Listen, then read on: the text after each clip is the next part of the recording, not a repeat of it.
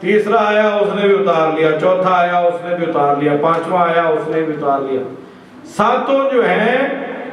انہوں نے اپنے اپنے کلام اتار لیے اور کہا کہ اب ہم نیا کلام لے کے لائیں گے اور اس سے بہتر لے کے لائیں گے۔ کرتے ہوئے کوشش کامیاب نہیں ہو سکے۔ پھر انہوں نے کیا کام کیا کہ ساتوں نے میٹنگ بلائی اور ساتوں مل کے بیٹھے اور انہوں نے مل کے کلام لکھنے کی کوشش کی۔ پھر جو ٹوٹے پھوٹے شاعر تھے، جو بڑے بڑے شاعر جن کو سیاسی طور پر آگے نہیں بڑھنے دیتے تھے، ان کو بھی بلا لیا اور ان سب کا ایک اجتماع کر کے کہا کہ ہمیں اس کے مقابلے میں کچھ لکھنا ہے، تو جو بندہ اس کے مقابلے میں لکھے گا اس کو اتنا اتنا انعام دیا جائے گا۔ اب سب نے مل کے کوشش کی اور ایک جملہ بنا سکے۔ آیات مجیدہ کیا تھی سورت کی؟ بسم اللہ الرحمن الرحیم، انا آتینا کل کوثر، یہ وزن ہے، کل کوثر، فصلی لربک وانحر، کوثر وانحر، انا شانئک هو الابتر، کوثر وانحر ابتر، یہ تھا وزن۔ اب اس کے مقابلے میں جملہ لکھنا تھا تو وہ ایک جملہ بنا سکے، وہ کیا؟ ما ھذا کلام البشر، کہ یہ کسی بشر کا کلام نہیں ہے۔ اور قرآن منوانا کیا چاہتا تھا کہ یہ بشر کا کلام نہیں ہے، یہ پروردگار عالم کا کلام ہے۔ تو اب 1400 سال پہلے پروردگار عالم کی اس کتاب نے یہ چیلنج کیا تھا۔ حضرت انسان نے پہیہ ایجاد کیا، پہیے سے پھر سائیکل بھی ایجاد ہو گیا، سائیکل سے موٹر سائیکل، تو گاڑیاں، گاڑیوں سے جہاز، جہازوں سے راکٹ، راکٹوں سے خلائی سیارے تک حضرت انسان نے بنا لیے، اور بارود سے بم، بم سے ایٹم بم، ایٹم بم سے نائٹروجن بم، نائٹروجن سے ہائیڈروجن بم، کیا کیا چیز ہے جو حضرت انسان نے نہیں بنائی۔ انٹرنیٹ بنا لیا، کمپیوٹر بنا لیا، اور آپ ترقی یافتہ ملکوں میں رہتے ہیں، آپ کو پتہ ہے کہ کچھ ملکوں نے، 3 ملکوں نے سپر کمپیوٹر بنایا ہوا ہے۔ سپر کمپیوٹر کسے کہتے ہیں؟ یعنی یہ جو کمپیوٹر ہیں جو ہمارے گھروں کے استعمال میں ہیں، ان میں اگر ایک چپ ہوتی ہے تو اس میں 1000 چپیں ہوتی ہیں، بہت تیزی کے ساتھ اس کا ڈیٹا کام کرتا ہے اور بہت لمبے حصوں میں وہ حساب کر سکتا ہے۔ اور یہاں تک کہ پہلے ٹیلی فون بنایا، پھر جناب انہوں نے یہ موبائل وغیرہ بن گئے، بغیر تار کے آپ پیغام یہاں بیٹھے ہوئے ہیں، فوٹو چاند کے لیے جا رہے ہیں، لے رہے ہیں کہ نہیں؟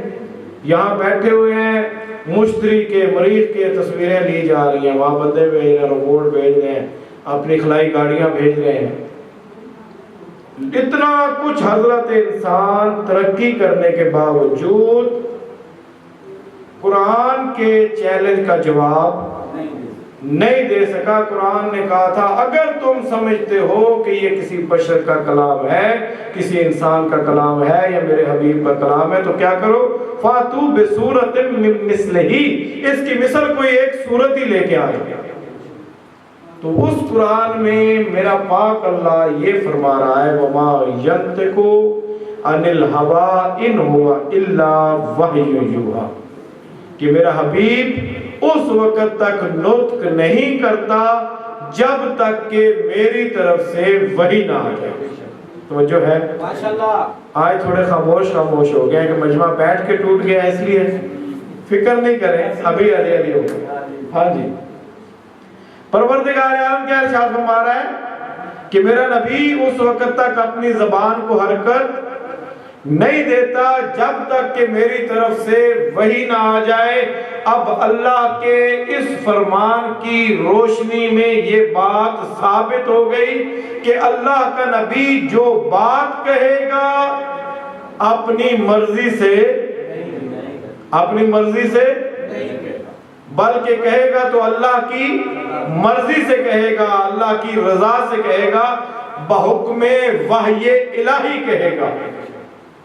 کیونکہ خدا خود فرما رہے ہیں وَمَا يَنطِقُ عَنِ الْهَوَىٰ إِنْ هُوَ إِلَّا وَحْيٌ يُوحَىٰ کہ میرا حبیب اس وقت تک نطق ہی نہیں کرتا جب تک کہ میری طرف سے وحی نہ آ جائے۔ اب اللہ کا یہ نبی اگر کسی کے بارے میں یہ ارشاد فرما دے انا مدینۃ العلم وعلی بابها، میں علم کا شہر ہوں اور علی اس کا دروازہ ہے، تو یہ اپنا بھائی ہونے کے ناطے نہیں کہہ رہا، اپنی مرضی سے نہیں کہہ رہا، بلکہ کہہ رہا ہے حکم خدا سے کہہ رہا ہے۔ نعرہ حیدری۔ اور اگر یہ فرما دے انا مدینۃ الحکمت وعلی بابها، میں حکمت کا شہر ہوں، علی اس کا دروازہ ہے، تو اللہ کا نبی اپنی مرضی سے نہیں کہہ رہا بلکہ کہہ رہا ہے حکم خدا سے۔ اگر اللہ کا نبی یہ ارشاد فرما دے یا علی انت قسیم النار والجنہ، اے علی تو جنت اور دوزخ کا تقسیم کرنے والا ہے، کسی غیرے کے متعلق نہیں کہا، میرے مولا کائنات کے متعلق فرمایا اے علی تو جنت اور دوزخ کے تقسیم کرنے والا ہے، تو کیا یہ اپنا چچا زاد بھائی ہونے کی وجہ سے کہہ رہا ہے؟ کیا یہ اپنا کزن ہونے کی وجہ سے کہہ رہا ہے؟ کیا یہ اپنا بھائی ہونے کے ناطے، کیا ابو طالب کا بیٹا ہونے کے ناطے کہہ رہا ہے؟ کیا اپنا داماد ہونے کے ناطے کہہ رہا ہے؟ نہیں، بلکہ اللہ کا نبی فرما رہا ہے تو حکم خدا سے۔ اور اگر اللہ کا نبی یہ ارشاد فرما دے یا علی انت وشیعتک هم الفائزون، اے علی تو اور تیرے شیعہ قیامت کے روز کامیاب ہوں گے، تو اللہ کا نبی اپنی کسی رشتہ داری کی بنیاد پہ نہیں فرما رہا، اپنی کسی تعلق داری کی بنیاد پہ نہیں فرما رہا ہے حکم خدا سے۔ اگر اللہ کا نبی یہ ارشاد فرما دے انا وعلی من نور واحد، میں اور علی ایک نور سے ہیں، تو یہ ذاتی پیار کی وجہ سے، ذاتی محبت کی وجہ سے نہیں فرما رہا، اللہ کے حکم کے مطابق فرما رہا ہے، اس لیے کہ اللہ خود فرما رہا ہے وَمَا يَنطِقُ عَنِ الْهَوَىٰ إِنْ هُوَ إِلَّا وَحْيٌ يُوحَىٰ، میرا حبیب اس وقت تک نطق ہی نہیں کرتا جب تک کہ میری طرف سے وحی نہ آ جائے۔ اللہ کا یہ نبی اگر کسی کے متعلق یہ ارشاد فرما دے یا علی انت منی بمنزلۃ ہارون من موسیٰ الا انہ لا نبی بعدی، اے علی تجھ کو، اے علی تجھ کو، اے علی تجھ کو، کسی غیرے نہ تو غیرے کو نہیں، اے علی تجھ کو میرے ساتھ وہ قدر و منزلت ہے، وہ مطابقت و مشابہت ہے جو موسیٰ کو ہارون کے ساتھ تھی، لیکن ان میں اور ہم میں فرق یہ ہے موسیٰ کے بعد نبوت جاری رہی، میرے بعد نبوت میں ختم ہو جانا ہے۔ تو یہ اللہ کا نبی اپنی مرضی سے نہیں کہہ رہا بلکہ کہہ رہا ہے مرضی خدا سے۔ اگر اللہ کا نبی کسی کے بارے میں یہ ارشاد فرما دے فاطمہ تو بضعۃ منی، فاطمہ میرا ٹکڑا ہے، فاطمہ تو ام ابیہا، فاطمہ اپنے بابا کی بھی ماں ہے۔ اور یہ جو فرمایا فاطمہ بضعۃ منی، میں نے پچھلی مجلس میں بھی عرض کیا تھا کہ اس کا مطلب یہ نہیں ہے کہ فاطمہ میرے دل کا بس ٹکڑا ہے، یا فاطمہ میرے جگر کا ٹکڑا ہے، یا فاطمہ سلام اللہ علیہ میرے جسم کا ٹکڑا ہے، بلکہ نبی کا فرمانے کا یہ مقصد ہے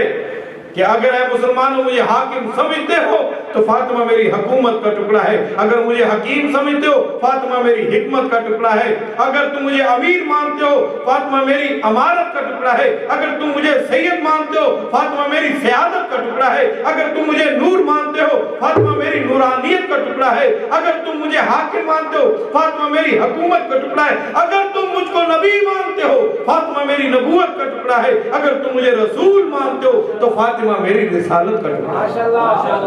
اور اللہم صلی علی محمد، اور اللہ کا یہ نبی اپنی مرضی سے نہیں فرما رہا، اپنی بیٹی ہونے کی وجہ سے ارشاد نہیں فرما رہا، بلکہ فرما رہا ہے تو حکم خدا سے، اس لیے کہ خدا خود فرما رہا ہے وما ينطق عن الهوى ان هو الا وحی یوحیٰ، میرا حبیب تو اس وقت تک نطق کرتا ہی نہیں جب تک کہ میری طرف سے وحی نہ آ جائے۔ اللہ کا یہ نبی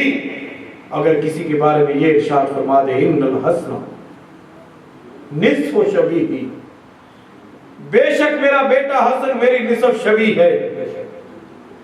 اپنا نواسا ہونے کے ناطے نہیں کہہ رہا، اپنا رشتہ دار ہونے کی ناطے سے نہیں کہہ رہا، اپنا قرابت دار ہونے کے ناطے سے نہیں کہہ رہا، اللہ کا نبی فرما رہے تو حکم خدا سے۔ اگر اللہ کا یہ نبی ارشاد فرما دے الحسن والحسین سید شباب اہل الجنہ، حسنین کریمین، حسنین شریفین، جوانوں جنت کے سردار ہیں، تو اپنے نواسوں کی محبت کی میں نہیں کہہ رہا، اپنی بیٹی کے بیٹے ہونے کے ناطے نہیں فرما رہا۔ وما ينطق عن الهوى ان هو الا وحی یوحیٰ، میرا حبیب اس وقت تک نطق نہیں کرتا جب تک کہ میری طرف سے وہی نہ آ جائے، اپنی مرضی سے نہیں، اللہ کی مرضی سے کہہ رہا ہے۔ تو اب یہ اللہ کے اس پاک کلام کی روشنی میں یہ بات واضح ہو گئی، یہ بات ثابت ہو گئی کہ اللہ کا نبی جو کہے گا حکم خدا سے، جو کرے گا وہ بھی حکم خدا سے، اگر کسی کو اپنے بستر پہ سلا دے تو بھی حکم خدا سے، کسی کو قوم و انی کہہ کے اٹھا دے گا تو بھی حکم خدا سے، اگر کسی کو واللیل کی زلفیں دے کے اپنے کندھوں پہ بٹھا کے مدینہ کی گلیوں کا چکر لگا رہا، اور مدینہ کی گلیوں کا چکر لگاتے ہوئے صحابہ کرام میں سے کوئی روک کے پوچھ لے یا کہہ دے کہ اے حسنین کریمین، آپ کو مبارک ہو کہ آپ کو کتنی اچھی سواری میسر آئی، اور اللہ کا نبی اس کو روک کر ٹوک کر یہ ارشاد فرمائے خبردار، حسنین کو مبارکباد کیوں دے رہے ہو؟ مجھ اللہ کے رسول کو مبارکباد دو، کہو کہ یا رسول اللہ آپ کو مبارک ہو کہ آپ کو اچھے ترین کائنات کے عظیم ترین سوار میسر آئے۔ یہ اپنے نواسے ہونے کے ناطے نہیں کہہ رہا ہے حکم خدا سے۔ اور یاد رکھیے جیسے آپ ٹھنڈے جا رہے ہیں ایسے پھر میں ٹھنڈا ہو جاؤں گا۔ ہاں جی، صلوات پڑھیں محمد صلی پروردگار عالم نے اگر جو چیز بھی سرور کائنات کی زبان مبارک سے جاری فرمائی ہے اس کا کوئی نہ کوئی مقصد ہے۔ دین دل بولا علیم مولا، یہ اتنا جو تعارف کرواتے رہے بار بار، یہ میرے علم کا شہر ہے، میں علم کا شہر ہوں، یہ میرا دروازہ ہے، میں حکمت کا شہر ہوں، یہ میرا دروازہ ہے، یہ میرا نور ہے، یہ میرا خون ہے، یہ میرا گوشت ہے، یہ میرا پوست ہے، یہی میرے اہل بیت ہے۔ بار بار اللہ کا نبی بار بار جس اہل بیت کا تعارف کرواتا رہا، کیا اس اہل بیت کی قدر و قیمت پائی امت نے؟ میرا اللہ جانتا ہے کہ اگر اس اہل بیت کی قدر کی ہوتی تو اسی رسول کی نواسی کو کوفہ و شام کے بازاروں میں یہ نہ کہنا پڑتا کہ اے مسلمانوں مجھے اجر رسالت دینا چاہتے ہو تو فقط زہرا کی بیٹی ایک چادر کا سوال کر رہی، اور چادر کا سوال کرتے کرتے بطول کی بیٹیاں کوفے کا بازار عبور کر گئی، دربار گزار گئی، کوفے کا بازار عبور کر کے 1400 میل منزل طے کر کے زہرا کی بیٹیاں جب پہنچی ہیں نا شام کے بازار میں، شام کے بازار میں کسی بی بی نے کھانا نہیں مانگا، کسی بی بی نے پانی نہیں مانگا، میرا اللہ جانتا ہے کئی دنوں کی تھکی ہوئی بیویوں نے آرام نہیں مانگا، جب بھی مانگا کبھی مسلمانوں سے مانگا کبھی غیر مسلم سے، جس کسی کو بھی دیکھا نبی کی بیٹیاں یہی کہتی رہی، علی کی بیٹیاں ہیں، نبی کی بیٹیاں ہیں، بطول کی بیٹیاں ہیں، کوئی اللہ کے نام پہ ہم پہ احسان کرنا چاہتا ہے کہ زہرا کی بیٹیوں کو ایک چادر دے دو، میرا اللہ جانتا ہے کسی نے چادر نہیں دی، کسی نے رحم نہیں کیا۔ ایک مرتبہ جب عیسائیوں کے محلے سے گزر رہی تھی، عیسائیوں کے محلے میں جب گزر رہی تھی، ایک عیسائی راہب نے دیکھا کہ کچھ قیدی بیویاں ہیں، کچھ بچے ہیں، اس نے کہا کہ دیکھو صدقہ کرنا بڑا ثواب کام ہے، یہ بچے بھوکے بھی لگ رہے ہیں، پیاسے بھی لگ رہے ہیں، اللہ آپ کو شام کی زیارات کے لیے لے کے جائے، شام میں جا کے دیکھنا باب توما اس جگہ کا نام ہے، جب وہاں سے باب شرقی سے داخل ہو کے باب توما، آج بھی وہاں عیسائیوں کی آبادی ہے، جب وہاں پہ قافلہ اسیران کربلا کا گزرا ہے نا تو اس وقت انہوں نے صدقے کی روٹیاں اور کھجوریں پھینکی، اس وقت ایک ننھی سی بچی نے آسمان کی طرف منہ کیا، پھر ان عورتوں کو جو فقیر سمجھ کے صدقہ پھینک رہی تھی ان کو کہا کہ نحنو بنات رسول اللہ، نحنو سبایت رسول اللہ، ان الصدقۃ علینا حرام، اے لوگوں ہم کوئی عام لوگ نہیں، ہم تو رسول اللہ کے بچے ہیں، ہم تو رسول اللہ کی بیٹیاں ہیں، یہ صدقہ ہمارے اوپر حرام ہے۔ اتنے میں انہوں نے کیا دیکھا